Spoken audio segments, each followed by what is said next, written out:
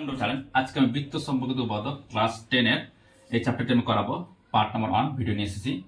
তো chapter number 3 page number তোমরা class 10 49 নম্বর page. তো প্রথমে দেখো আমি একটা বৃত্ত এঁকে নিয়েছি।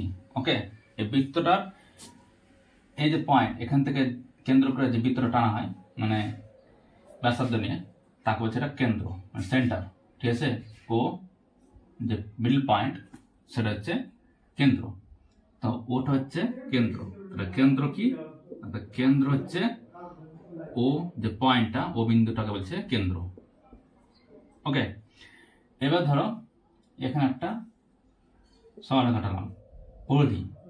পরিধি থেকে বৃত্তের কেন্দ্র পর্যন্ত যে সরলরেখা টানা হয়, ওকে, পরিধি যে কোনো বিন্দু থেকে কেন্দ্র পর্যন্ত যে সরলরেখা টানা হয় তাকে বলছে ব্যাসার্ধ।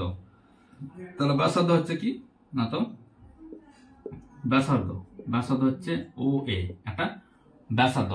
এবার বিপরীত দিকে যদি বাড়ানো হয় সেটা যদি বি পয়েন্টটা টাচ করে, ওকে, তাহলে এ থেকে বি পর্যন্ত যেটা পাবো সেটা হচ্ছে ব্যাস। ওকে, তাহলে ব্যাস কি পেলাম? যে পরিধির এক প্রান্ত থেকে অন্য প্রান্ত কিন্তু কেন্দ্র দিয়ে যাবে সেটা বলা হচ্ছে ব্যাস। ওকে, আর ব্যাসার্ধ কি? বৃত্তের কেন্দ্র থেকে পরিধি পর্যন্ত যে সরলরেখা টানা হয় তাকে বলছে ব্যাসার্ধ। ওকে, এরপর আমরা জানবো যে বৃত্তের জ্যা কাকে বলে? বৃত্তের যে কোনো দুটি বিন্দুকে যোগ করে যে সরলরেখা পাবো তাকে বলছে বৃত্তের জ্যা। ওকে, তাহলে বৃত্তের যে কোনো দুটি বিন্দুকে যোগ করলে যে সরলরেখা পাবো সেটা হচ্ছে বৃত্তের জ্যা। তাহলে সিডি একটি জ্যা। ওকে, বৃত্তের এক প্রান্ত থেকে অন্য প্রান্ত যোগ করে যে সরলরেখা পাবো সেটা হচ্ছে বৃত্তের জ্যা। তাহলে সিডি হচ্ছে একটা বৃত্তের জ্যা। যেমন এ থেকে বি যোগ করে একটা সরলরেখা পাচ্ছি, তার জন্য এ বি একটা জ্যা। আচ্ছা, এবার সিডি জ্যা। ওকে, এরকম একটা জ্যা টানা হবে, এটাও একটা জ্যা, এরকম একটা জ্যা অনেকগুলি হবে। তার মধ্যে সব থেকে বড় জ্যা হচ্ছে যে বৃত্তের কেন্দ্র দিয়ে যেটা সরলরেখা যাবে যে জ্যাটা সেটা হচ্ছে বৃত্তের বৃহত্তম জ্যা। ওকে, তাহলে এবি হচ্ছে যে বৃত্তের বৃহত্তম জ্যা কি? তাহলে বৃত্তের বৃহত্তম জ্যা হচ্ছে এবি, যেটা কি ব্যাসের সঙ্গে সমান হবে। ওকে, যেটি ব্যাসের সঙ্গে সমান হবে। তাহলে বৃত্তের বৃহত্তম জ্যা কি বুঝবো না, যে যেটা বৃত্তের কেন্দ্র দিয়ে পাস করে যায় যে জ্যাটা সেটা হচ্ছে বৃত্তের বৃহত্তম জ্যা। ওকে, এরপর আমরা জানবো বৃত্তচাপ, উপচাপ, অধিচাপ। বৃত্তচাপ কাকে বলে? যে বৃত্তের কিছুটা অংশ, ওকে, বৃত্তের কিছুটা অংশ নিয়ে যেটা পাবো সেটা বৃত্তচাপ। যেমন এখান থেকে এইটুকু যদি অংশ কেটে নিই, ওকে, উপরটুকু যদি অংশটা কেটে নিই সেটা একটা বৃত্তচাপ। নাম দিলাম এখানে ধরো এক্স আর ওয়াই, তাহলে এর নাম দিলাম পি। তাহলে এক্স পি ওয়াই একটা হচ্ছে বৃত্তচাপ। তাহলে এক্স পি ওয়াই একটি বৃত্তচাপকে সবসময় মাথায় এই চিহ্নটা দিতে হবে। ওকে, তাহলে এক্স পি একটা বৃত্তচাপ। যেমন এখানে একটা নাম দিলাম, তাহলে কিউ দুটো অংশ ভাগ করলাম, একটা এক্স পি ওয়াই একটা এক্স কিউ ওয়াই। ওকে, দুটো অংশে ভাগ করলাম। তাহলে এখানে দুটো বৃত্তচাপ, একটা কি হচ্ছে এক্স পি ওয়াই, একটা হচ্ছে এক্স কিউ ওয়াই। তাহলে এক্স কিউ ওয়াই। ওকে, তাহলে আমি দুটো বৃত্তচাপ পেলাম। এবার আমরা বের করবো উপচাপ বা মাইনর আর্ক। ওকে, মাইনর কি? ছোটটা। যে দুটো যে বৃত্তচাপ পেলাম দুটোর মধ্যে যেটা ছোট, অর্থাৎ এক্স পি ওয়াই উপরের যে অংশটা ছোট আর নিচের অংশটা বড়। দেখো খেয়াল করো, এক্স পি ওয়াই এইটুকু, ওকে, এইটুকু, আর নিচেরটা হচ্ছে বড় এইটুকু। তাহলে ওপর যে ছোট অর্থাৎ বৃত্তচাপের মধ্যে যেটা ছোট হবে সেটা হচ্ছে উপচাপ। তাহলে এক্স পি ওয়াইটা কি পেলাম? উপচাপ বা মাইনর আর্ক, মাইনর অর্থাৎ ছোট। এবার দেখো অধিচাপটা কি? এটা যেটা বড়, মানে কি এক্স কিউ ওয়াইটা হচ্ছে অধিচাপ। ওকে, তাহলে অধিচাপ, উপচাপ আর বৃত্তচাপ বোঝা গেল আশা করি। আচ্ছা, এরপর পাবো আমরা অর্ধবৃত্ত। অর্ধবৃত্ত হচ্ছে যে একটা বৃত্তকে যদি ব্যাস বরাবর দুটো অংশ যদি ভাগ করে নিই তাহলে যে উপর অংশ নিচের অংশ যে অংশটুকু পেলাম সেটা হচ্ছে অর্ধবৃত্ত বা সেমি সার্কেল। ওকে, তাহলে কি হচ্ছে অর্ধবৃত্ত, ইংরেজিতে বলছে সেমি সার্কেল, সেমি সার্কেল। ওকে, তাহলে এটা একটা সেমি সার্কেল, তাহলে 1 নম্বরটা হচ্ছে সেমি সার্কেল আর 2 নম্বরটাও সেমি সার্কেল। তাহলে অর্ধবৃত্ত কি, যে বৃত্তের ব্যাস বরাবর যদি কেটে নেওয়া হয় যে দুটো অংশ পাবো তার প্রত্যেকটা অংশকে আমরা কি বলবো, অর্ধবৃত্ত বা সেমি সার্কেল। আচ্ছা, পরিধি তো তোমরা জানো, পরিধি পরিধি পরিধি হচ্ছে যে বাউন্ডারি, যে বাউন্ডারি যে অংশটা রয়েছে, অর্থাৎ এখান থেকে পুরোটাই যতটুকু মানে দৈর্ঘ্য হচ্ছে সেটা হচ্ছে পরিধি। যেমন ধরো বর্গক্ষেত্র, বর্গক্ষেত্র কি, এখান থেকে এইটুকু গিয়ে আবার এইটুকু গিয়ে আবার এইটুকু গিয়ে আবার এইটুকু আসতেছে, পুরোটা যে টোটাল দৈর্ঘ্য সেটা কি পরিসীমা, কিন্তু বৃত্তের ক্ষেত্রে পরিসীমা বলা যায়, ওটাকে বলতে হয় পরিধি। ওকে, একই কথা, জাস্ট এটা নাম চেঞ্জ হয়, পরিধি। ওটার ক্ষেত্রে বর্গক্ষেত্র, আয়তক্ষেত্র, ত্রিভুজের ক্ষেত্রে পরিসীমা বলতে হয়, তাহলে বৃত্তের ক্ষেত্রে কি বলতে হয়, পরিধি। ওকে, এরপর আমরা বৃত্তাংশ পাবো। ওকে, বৃত্তাংশ দেখাচ্ছি। এরপর আমরা যাবো বৃত্তাংশ। বৃত্তাংশ কাকে বলে, যে কোনো একটি জ্যা, এ ধরো একটা জ্যা টানলাম। ওকে, এই জ্যাটা টানার ফলে দেখুন দুটো অংশ পাওয়া গেছে, দুটো অংশ পাওয়া গেছে, একটা বড় অংশ একটা ছোট অংশ। যে বড় অংশটা পাওয়া গেছে সেটা হচ্ছে অধিবৃত্তাংশ, মেজর সেগমেন্ট। এটা হচ্ছে মেজর সেগমেন্ট বা অধিবৃত্তাংশ।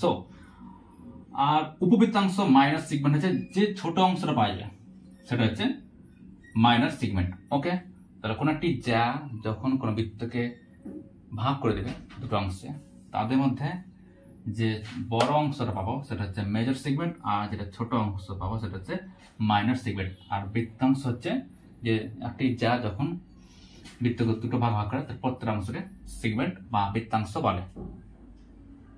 এরপর আমরা জানবো বৃত্তকলা।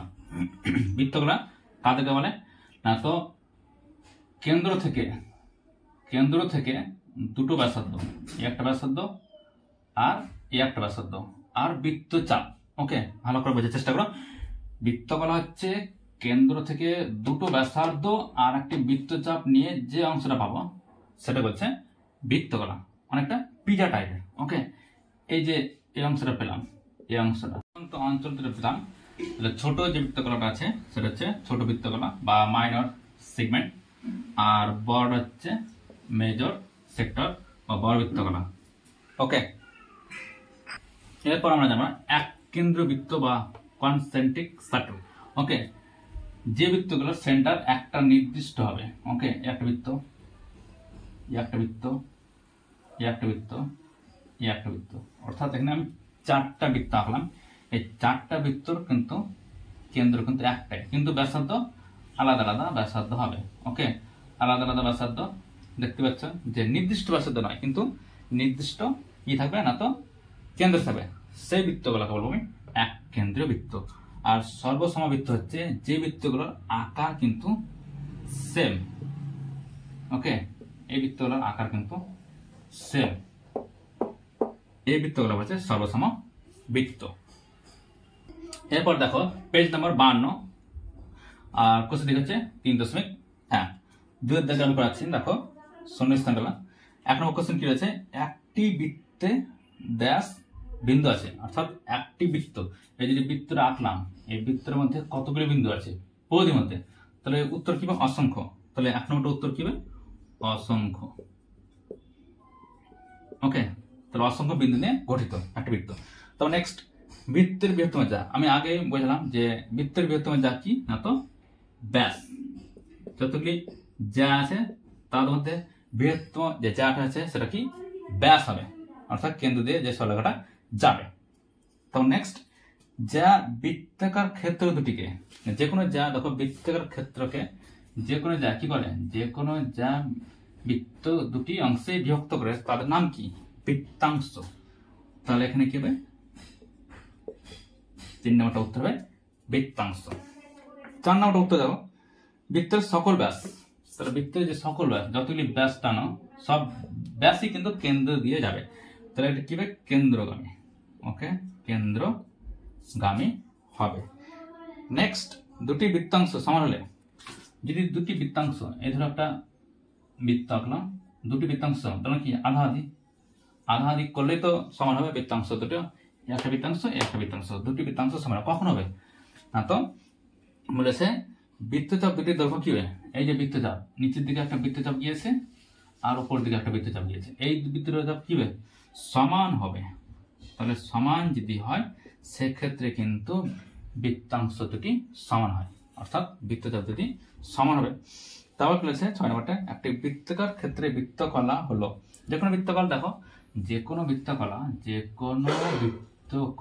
একটা বৃত্তকলা আঁকলাম, এই যে বৃত্তকলাটা কি কি নিয়ে গঠিত, তাহলে দুটো ব্যাসার্ধ একটি বৃত্তচাপ, তাহলে এখানে কি বলেছে দুটি ব্যাসার্ধ, তাহলে এখানে ব্যাসার্ধই হবে, তাহলে এখানে উত্তর হবে ব্যাসার্ধ।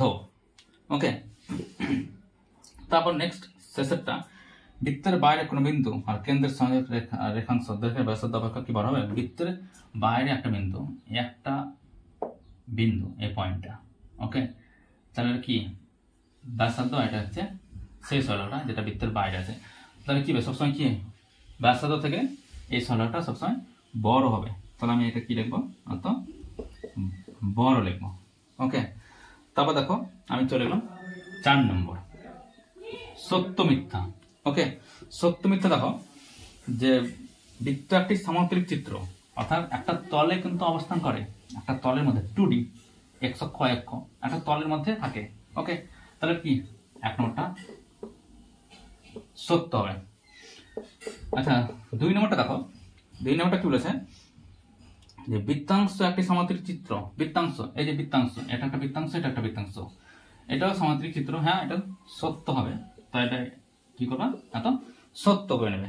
ওকে, তারপর দেখো বৃত্তকলা, এটাও কি সামান্তরিক চিত্র, হ্যাঁ এটাও সামান্তরিক চিত্র, এই যে পিজা টাইপের যে অংশটা আমি এঁকেছি সেটা একটা সামান্তরিক চিত্র, তাহলে 3 নম্বরটা উত্তর কি হবে না তো সত্য হবে। ওকে, তারপর নেক্সট 4 নম্বরটা দেখো রয়েছে যা একটি সরলরেখাংশ, হ্যাঁ যা একটা সরলরেখাংশ, এই যে যা সবসময় কি সরলরেখা হবে, বক্ররেখা তো হবে না, তাহলে কি হবে না তো সত্য হবে। ওকে, তারপর দেখো চাপ কি সরলরেখাংশ, কখনোই চাপ সরলরেখাংশ না, এই দেখো এটা কি বক্র, তাহলে কি মিথ্যা হবে, সরলরেখাংশ হবে না, তার জন্য কি মিথ্যা হবে। তারপর নেক্সট যেটা বলেছে 6 নম্বরটা, একটি বৃত্তে সসীম সংখ্যক একই দৈর্ঘ্যে যা থাকে একটি বৃত্ত আঁকলাম। ওকে, এই বৃত্তের মধ্যে কি যতগুলি আমি যা টানবো, যতগুলি যা টানা হয় সব কটা কি সমান হবে, সমান হবে না, ছোট বড় হবে, তাই এখানে বলছে সমান হবে, তাহলে কি সমান হচ্ছে না, তাহলে কি এটা হবে মিথ্যা হবে। তারপর দেখো 7 নম্বরটা কি বলেছে না তো, একটি নির্দিষ্ট বিন্দুকে কেন্দ্র করে একটা বৃত্ত আঁকা সম্ভব, একটা নির্দিষ্ট বিন্দুকে কেন্দ্রকে একটা বৃত্ত আঁকা কি সম্ভব না, কারণ অনেকগুলি বৃত্ত আঁকতে পারবো আমি, ব্যাসার্ধ যদি আস্তে আস্তে বড় করে নিই তাহলে বৃত্ত কি হবে অনেকগুলি আঁকা যাবে, তাহলে এটা কি এটাও কিন্তু মিথ্যা, কারণ একটা আঁকা যাবে না, অসংখ্য আঁকা যাবে, যেমন তুমি ব্যাসার্ধ নেবে। তারপর দেখো 8 নম্বরটা শেষেরটা দেখো কি বলেছে, দুটি সর্বসম বৃত্ত ব্যাসার্ধ সবসময় সমান হয়, একটা বৃত্ত আর একটা বৃত্ত আর একটা বৃত্ত সর্বসম বৃত্ত আঁকলে তাদের আকার কিন্তু একই সমান হয়, অর্থাৎ তার মানে কি ব্যাসার্ধ একই হবে, তাহলে এটা হচ্ছে না তো সত্য। তো ভিডিও ভালো লাগলে লাইক করে নাও, আর নতুন হয়ে থাকলে সাবস্ক্রাইব করে নাও, পার্ট 2 পার্ট 3 ভিডিও আমি নিয়ে আসবো, আর বন্ধুর সঙ্গে প্রচুর পরিমাণে শেয়ার করো। আজকে এই পর্যন্ত।